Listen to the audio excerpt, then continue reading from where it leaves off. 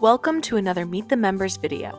Today, I'm visiting Caldwell Johnson with Dave Caldwell to check out the amazing work they've done on their building and get a behind-the-scenes tour.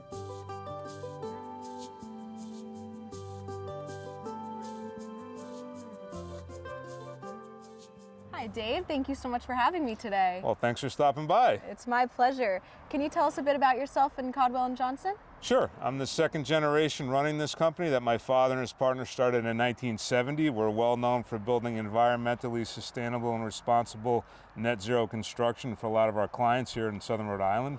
The building behind you was built in 1970 and it's just undergone its 55-year renovation, expansion, remodel, decarbonization, cut the gas out, put the solar on.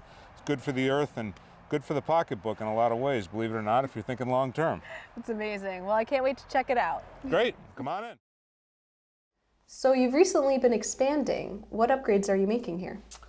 We added about 1,000 square feet to the building, so we need more space. We're growing. So we had about 3,000 square feet. We've added about 1,000. The room we're sitting in right here is our new conference room with all our audio-visual cameras, so we can work remotely in some cases or collaboratively across great distances. So modern age, if you will, that nobody thought about in 1970. We've added a handicapped ADA bathroom here, which the building never had. It wasn't required to be here because it has steps. So this is a very fully accessible building now. We're proud of that. More people should be thinking about that when they do additions. The law doesn't always require that. But we also added all new windows for the building, insulation, heat pumps. We've gone all electric, took out all 4 of the gas meters and added the photovoltaic system on the roof.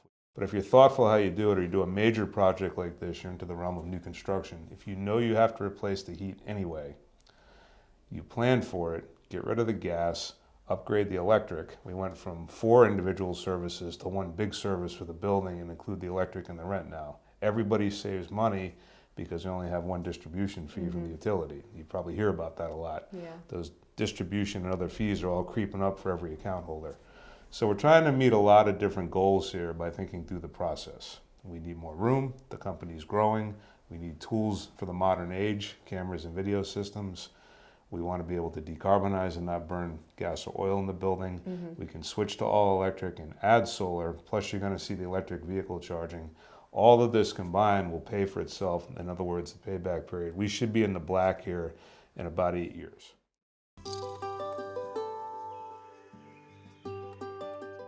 As you're coming in, you can see the new building with the new addition. One of the electric vehicle parking spots, the second one is in our back parking lot. My wife and I both have electric Fords. I have the pickup, she has the Mustang, so we're charging them all day. So I don't have to go to the gas station ever again. I drive a lot. That's between 12 and 16 hours of my life a year I spend filling up gas.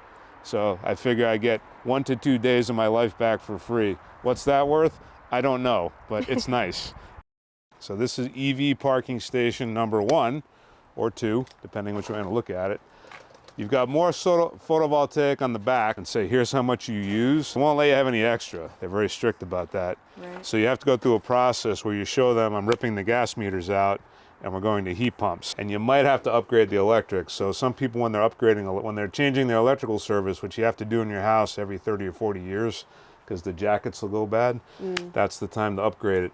Okay, so you prepare for future use.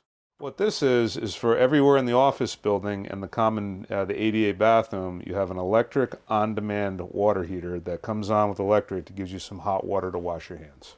Very efficient and only makes a little bit of hot water that you need to wash your hands. This is the brand new office, 2nd floor north. This is where my wife works. This is her office, kind of the brains of the operation. And my office is right next door. These are the 2 new office spaces. And then we get back into more of the existing stuff. Pretty much same things. Tina handled she did all the design work. That's what she does a really good job with that. So yeah, she's got the design aesthetic. I hammer the nails. So the product I have in my hand is called Zip R sheathing. It's basically insulated plywood. So when we took the siding of the building off, okay, we put this all around the building and nailed it on before the siding when we put the new windows on. So this office space continued to operate without interruption except a very brief period of time when we took that window out and put the new window in, which took like 30 minutes.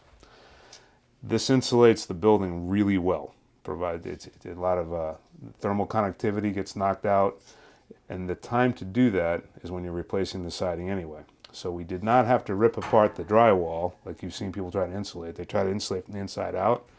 We had to keep everybody moving here, so the marginal cost to add this product was very low. But it was cheaper to do this by far than to try to blow an insulation or rip out the wall and re-drywall, things like that. Very important thing to think about. So normally when you're up in an attic right now, where I'm standing, it's cold. You're outside because you're ventilating the attic. Now we've sealed the attic with the spray foam. And that's what's in the new building. We've used all this spray foam to make it extremely efficient, so it drops your heating load very low. So the attic is called a conditioned attic. I'm up here in the attic. If this was a regular house, it'd be freezing cold. Yeah, I don't feel any cold air coming down. Right, and that's a main problem a lot of people have is they've got their pink stuff or cellulose on the attic flat, but there's a lot of holes in it. There's a lot of penetrations, there's lights, there's vents, there's fans, there's attic hatches like this. I've seen people have these beautiful, they poured all this cellulose in, but use a 1/4-inch piece of plywood where this hatch is, and you can see the heat just pouring out of it, but they don't see it, you know?